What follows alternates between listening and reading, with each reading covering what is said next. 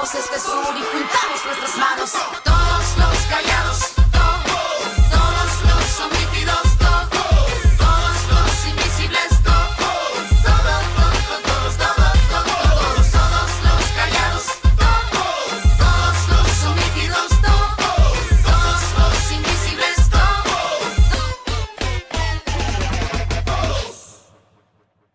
Saludos, volvemos un día más en Somos Sur, hoy para hablar de ejércitos, de gastos de armamentos, de guerras. Se habla mucho y está en primera línea la invasión de Ucrania por parte de la Federación Rusa. Se habla también de incremento de los presupuestos militares en el marco de la OTAN, en el marco de la Unión Europea, y parece que se justifica hoy y en las encuestas se intenta legitimar ese deseo o esa intención de los gobiernos de incrementar los gastos militares. Y para ello tenemos pues una invitada que sabe mucho de esto porque lleva ya pues algunas décadas en el movimiento antimilitarista de Canarias, es además profesora de Trabajo Social, es trabajadora social y también forma parte del movimiento feminista de Canarias y también de la Red Canaria en Defensa de los Derechos de las Personas Migrantes. Les hablamos de Goldovi Velasco Vázquez. ¿Qué tal, Goldovi? Muy bien, muchas gracias. Habitual además, por cierto, en el SPAL, en los foros de SPAL,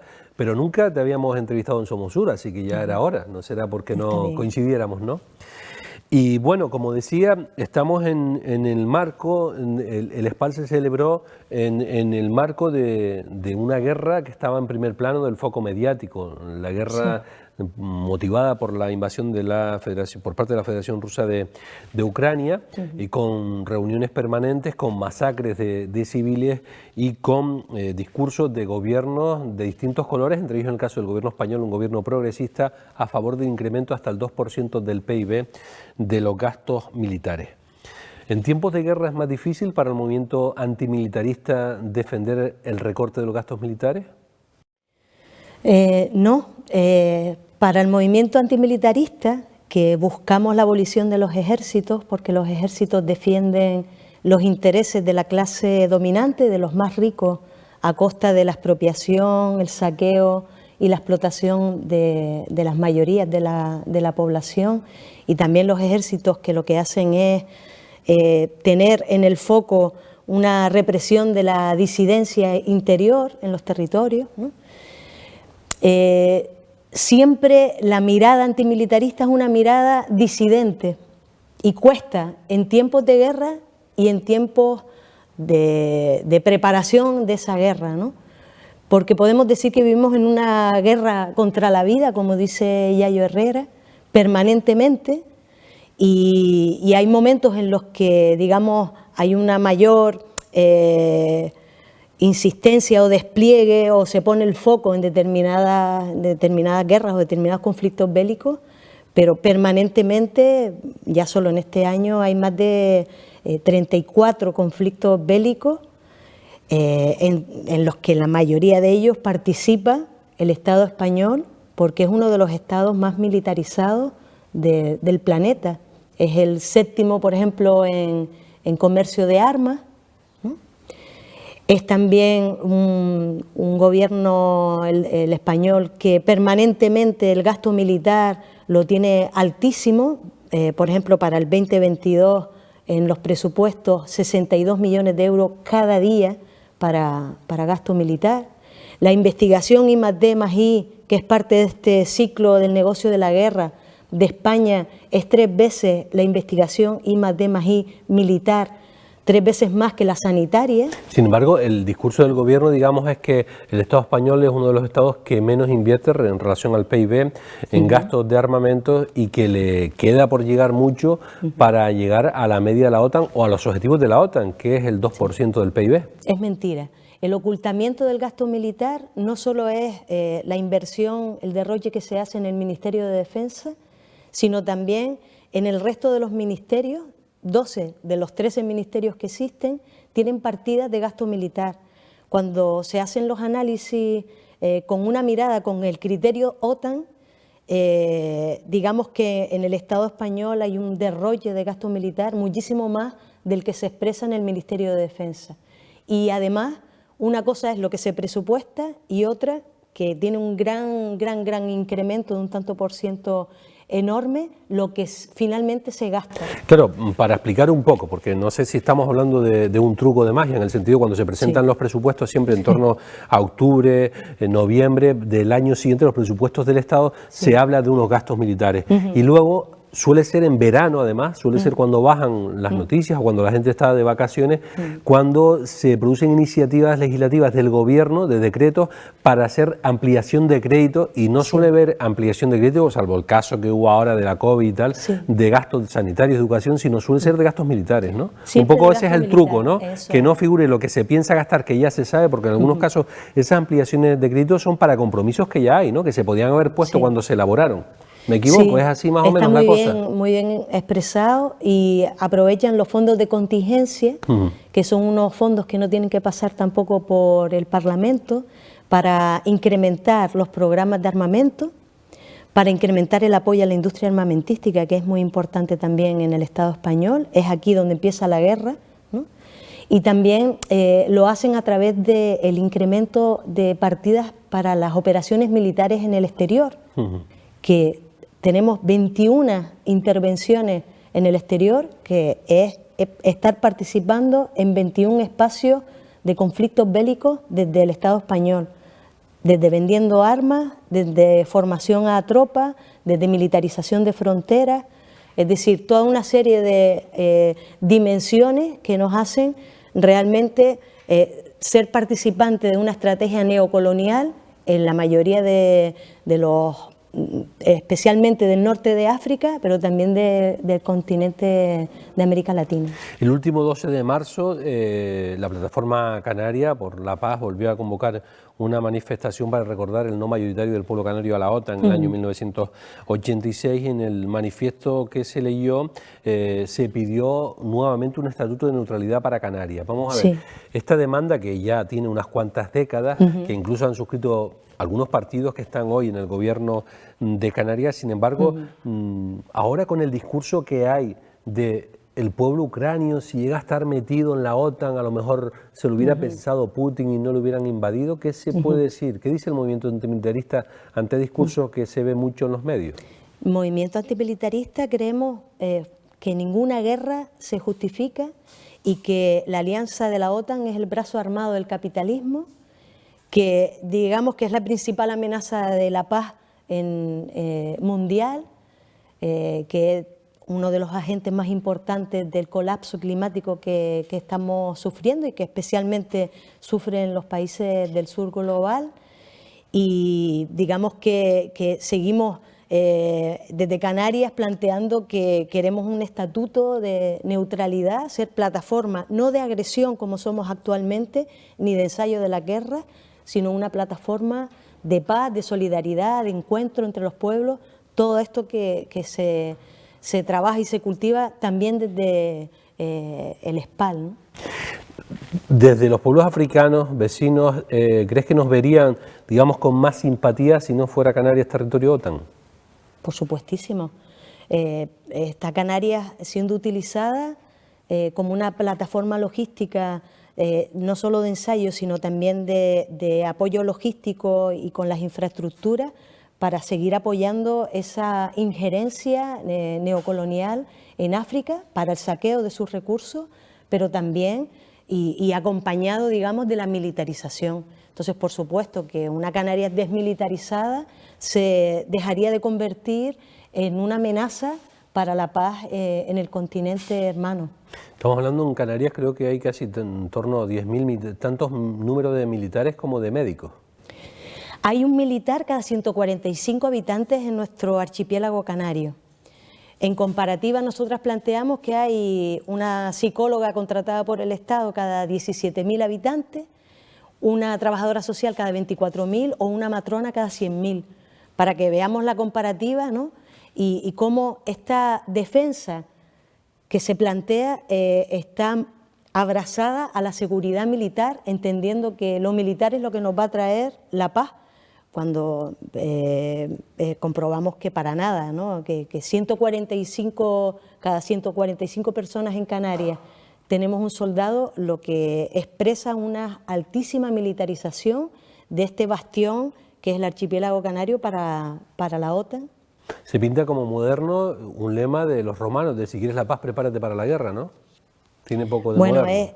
y la épica guerrera, en este tiempo también de la guerra de Ucrania, es un aspecto, una narrativa que es parte también del sostenimiento de la guerra, ¿no? Las guerras se sostienen por la economía, se sostienen también por los recursos humanos, que no deciden rechazar, matar, ni hacer objeción de conciencia, ni desertar, y también se sostiene por unos recursos ideológicos. Estamos hablando de unos contravalores, ¿no?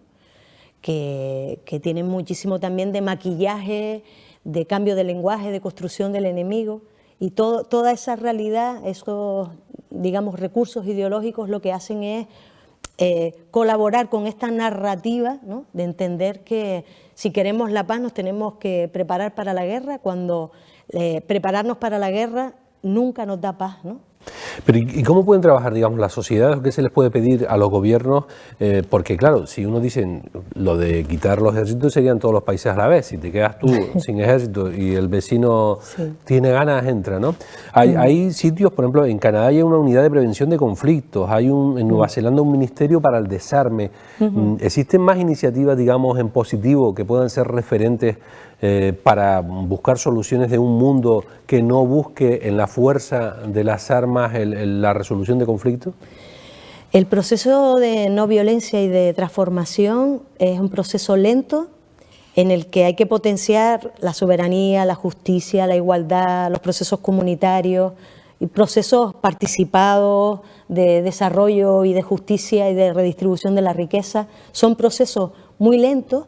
Y sí que claro que hay ensayos de experiencias de otras maneras de defensa, que son defensas populares no violentas, que lo que hacen es tener otra mirada muy diferente a la seguridad, que no tiene nada que ver con la seguridad militar y especialmente tiene que ver con la seguridad humana, que es la seguridad de la satisfacción de las necesidades básicas para todas las personas, los derechos para todos y todas, las libertades aseguradas y garantizadas.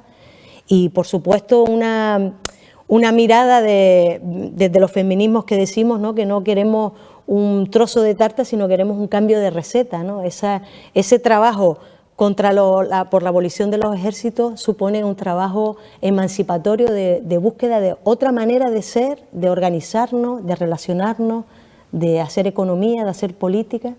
Formaste parte del movimiento de insumisión en los 90, cuando el ejército era obligatorio, había que hacer el servicio militar, luego pasa a ser profesional, pero el hecho de que, por ejemplo, entraran mujeres en el ejército, ¿eso es un avance? No, eso es un maquillaje más para plantear que hay una supuesta igualdad, pero vamos, eso es un 13% de personas que han entrado mujeres en el ejército.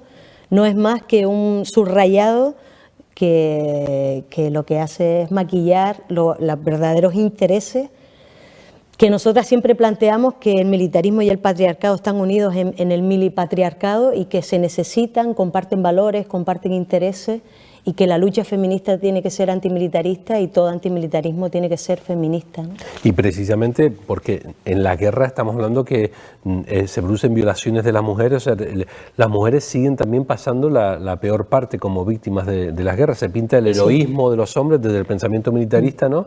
Sí. Y se olvida, digamos, todo lo que tiene que hacer la mujer en la guerra, ¿no? Sí, especialmente digamos que las víctimas de las guerras son los niños y las niñas y las mujeres, pero en cualquier caso las víctimas es toda la población, especialmente la población más empobrecida, la población racializada, la población con alguna diversidad, algún sufrimiento psicosocial, es decir, la mayoría de la población que se sale del blanco, burgués, varón y adulto, como dice Amaya Orozco. Blanco, burgués, varón y adulto me recuerda al BBVA. Sí. Y cuando David Velasco estuvo en la Junta de Accionistas del BBVA, ¿no? Sí. ¿Cuál fue el mensaje y cómo te colaste en la Junta de Accionistas de un banco?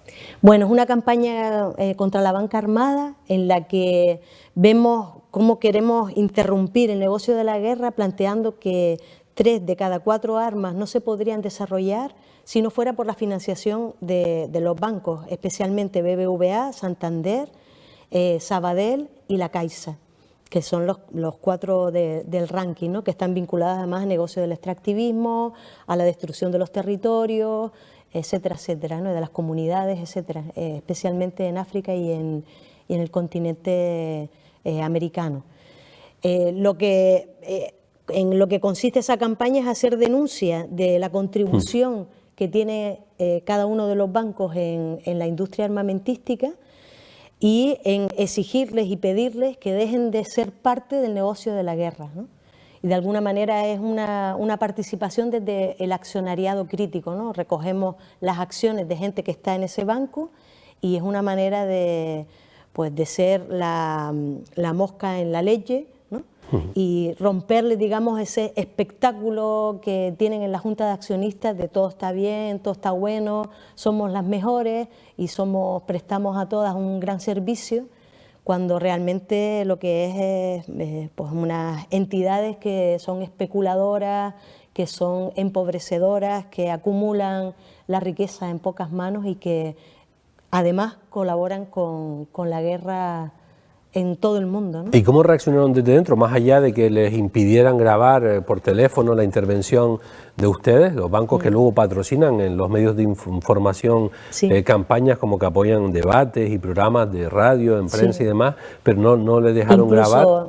Hicieron como un minuto de silencio y toda la solidaridad contra la guerra de Ucrania, ¿no? Y nosotras denunciamos que son ustedes los que están financiando las armas, que están asesinando a las personas en Ucrania y en otras partes del mundo, ¿Hubo alguna especialmente réplica? Yemen, etcétera. ¿Hubo alguna réplica? Sí, la respuesta con mucho enfado era que, como ya nos habían dicho otras veces, no hay una vinculación, que ellos solo venden armas, solo colaboran con industria de armas que son legales, ¿no?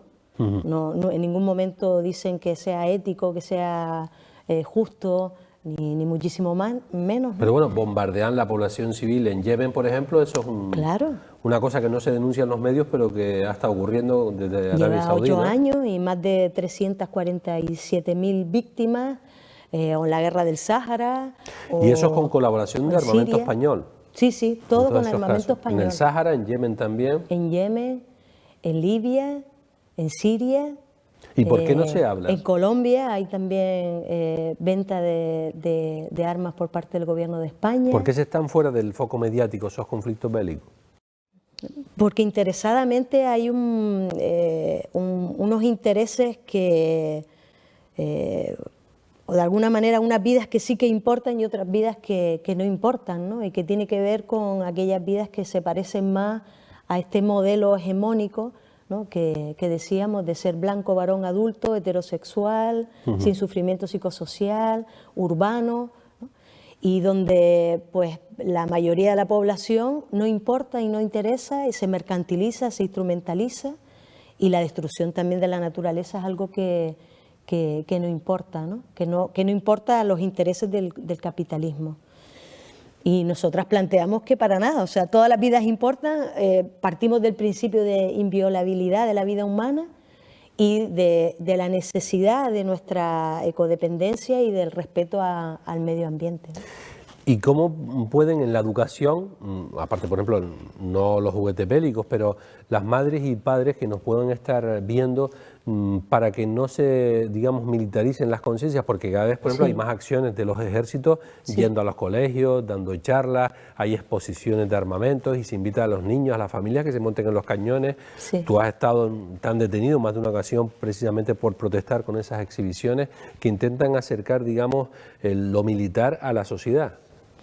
Nosotras desde Alternativa Antimilitarista MOC y Acción Directa No Violenta intentamos hacer todo tipo de acciones que favorezcan las campañas contra la militarización de las escuelas, la que no participen los ejércitos, también en la desmilitarización del empleo, que no se ofrezcan como una profesión más o como un trabajo, un empleo más. Participamos también de intentar interrumpir esa naturalización que se hace de la existencia de los ejércitos y de la violencia. Intentamos también hacer visible cuáles son las verdaderas funciones y tareas, que siempre es defender a los ricos a costa de los asesinatos, las muertes, las torturas, las desapariciones de las personas más empobrecidas, ¿no? Y entonces, la invitación siempre es a promover un desaprender la guerra y un aprendizaje de la cultura de paz, una cultura del diálogo, de la resolución no violenta de los conflictos y de una perspectiva pues que realmente nos humanice y que humanice nuestro planeta, ¿no? Porque se vende mucho el tema de las intervenciones en extranjero, que son intervenciones por la paz. Yo no sé, tú nunca has estudiado mucho todo el tema del antimilitarismo y el histórico español. ¿Hay alguna de las veces que haya salido los cuerpos militares, el ejército, a la calle, a las calles en el Estado español, ha sido para apoyar alguna, digamos, defensa de la justicia social, para apoyar algún movimiento obrero o de gente que está excluida? ¿O hay alguna vez en la que no se hayan sacado los cañones amenazando a la población civil? Aunque yo conozca, no. Lo más importante que hacen los ejércitos, tanto en el maquillaje, ¿no? Por ejemplo, en la unidad militar de emergencia, haciendo funciones civiles, claro, porque la que gente son dice, más caras. gracias a la unidad militar de emergencia nos apagan los incendios, pero bueno, si hubiera bomberos en vez de ejército, claro. Más bomberos no harían falta, ¿no? Más protección civil. En un sistema en el que hay una desinversión en lo social y un aumento del gasto militar, asumen servicios civiles, ¿no? y públicos para legitimar su papel, ¿no? y para esconder que realmente los ejércitos están para el ejercicio de la violencia, el ejercicio del control y de la dominación y de todo tipo de represión de la disidencia, ¿no? Entonces, claro, a veces se nos pasa mucho tiempo en nuestros procesos, digamos, de pedagogía que hacemos desde el movimiento antimilitarista, en desmaquillar, ¿no? que realmente los ejércitos, ninguno defiende la paz, ninguno defiende la justicia, ningún ejército defiende ningún valor, digamos, del bien común. Lo que hacen es la defensa de los más ricos, siempre. Se nos acaba el tiempo, Goldovi Velasco. ¿Algún dato, digamos, para ser optimistas? ¿Podemos pensar que se puede cambiar en unos tiempos en los que, bueno, en debates, en televisión, en artículos periodísticos, parece que siempre predomina el militarismo, la solución y la defensa de las armas para prevenir invasiones o para atacar invasiones, por ejemplo? La esperanza de que hay iniciativas, experiencias y ensayos en todo el planeta de resistencia a la guerra, de no colaborar con sus causas, de disidencia, de deserción, de rechazar el matar, que es lo que parece que es un derecho legítimo. Bueno, en Ucrania ha habido insumisión de sí. desertores, digamos, ¿no? Sí. Hay un movimiento en Israel por la también paz. hay movimientos desertores También. en contra de la represión de los palestinos, ¿no? Y hay una represión siempre por parte no se del cuenta, Estado. desde luego, eso. Sí, se oculta, ¿no? Pero bueno, en general, que hay ensayos, campañas, iniciativas que buscan este otro mundo posible y que realmente es la esperanza que tenemos, ¿no? Que es cambiable, entonces empujemos para que sea así. Pues gracias, Goldovi Velasco, por empujar para que otro mundo sea posible, para otro mundo mejor, sin armas, con más justicia y más paz. Gracias. Gracias a ti.